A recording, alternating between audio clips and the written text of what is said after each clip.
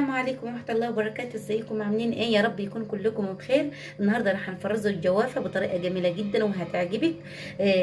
زي ما انت شايف السوق وجميلة وما شاء الله. راح نخزنوها رمضان بطريقة جميلة جدا وسهلة وبسيطة وما فيش اسهل من كده. زي ما انت شايفين كده ما شاء الله عليها. انا جايبة كمية، انت حابة تجيبي 3 كيلو 4 كيلو حسب الكمية اللي انت بتحبيها. ولو اول مرة تشوفي قناتي ما تنسينيش في اللايك والاشتراك، ويلا نسموا بسم الله ونصلوا على النبي.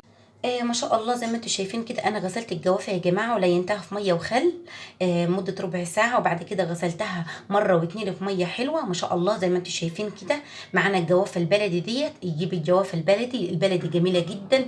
في نوع تاني كبير كده يعني بردك حلو ده، بس البلدي انتوا عارفين هيبقى مسكر وجميل وما شاء الله عليها، وبتبقى ما فيهاش بذر كتير، يعني البذر فيها قليل.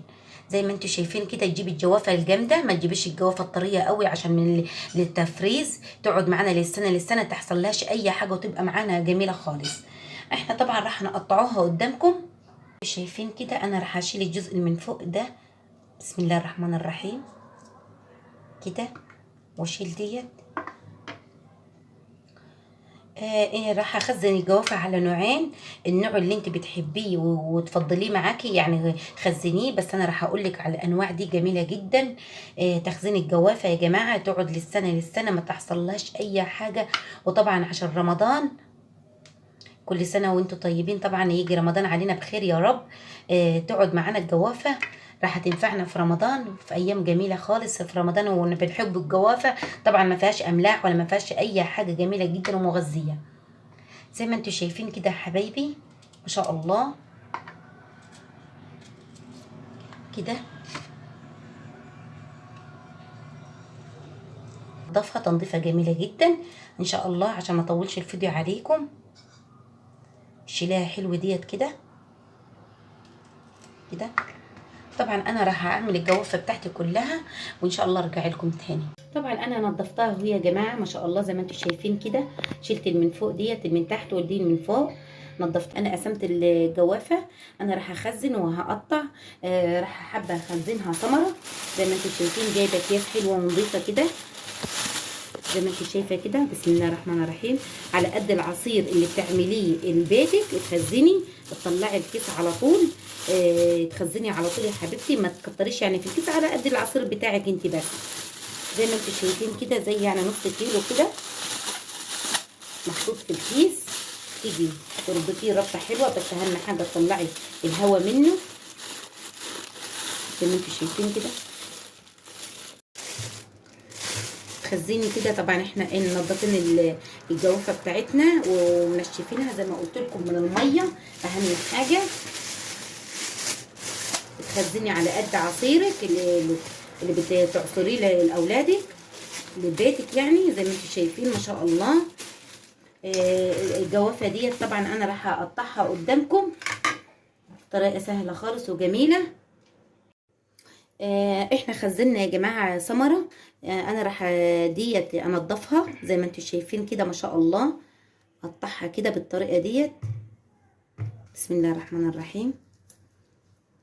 زي ما انتم شايفين قلبها جميل وابيض معانا ما شاء الله عليها، جميله جدا. اجيب طبعا المعلقه، انت حابه تخزنيها بالبذر بتاعها خزنيها براحتك. بس ديت جميله من تطلعي البذر يعني فيها. لو كنت عايزه تعملي مستعجله في العصير يعني، وعايزه تعملي جالك ضيف ولا جالك اي حاجه ومستعجله تعملي عصير، الطريقه ديت راح تفك معاك الجوافه بسرعه، مش بتطول يعني من انك تطلعي البذر منيها.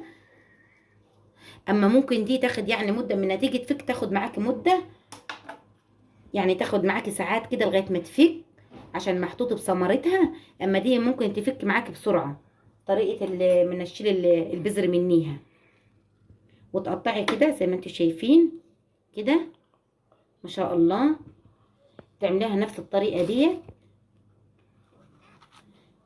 انا حبيت اقول لك على الطريقتين يعني ما شاء الله. تخزني ثمره وتخزني متقطع كده. يا حبايبي طبعا انا نظفتها من البذر زي ما انتم شايفين كده ما شاء الله. انت حابه تخليها بالبذر يعني اشيليش البذر براحتك انت. راح تبقى كمان جميله وزي العسل. تقطعيها من نفس القطيع ده. يا حبايبي انا قطعت الجوافه زي ما انتم شايفين كده ما شاء الله.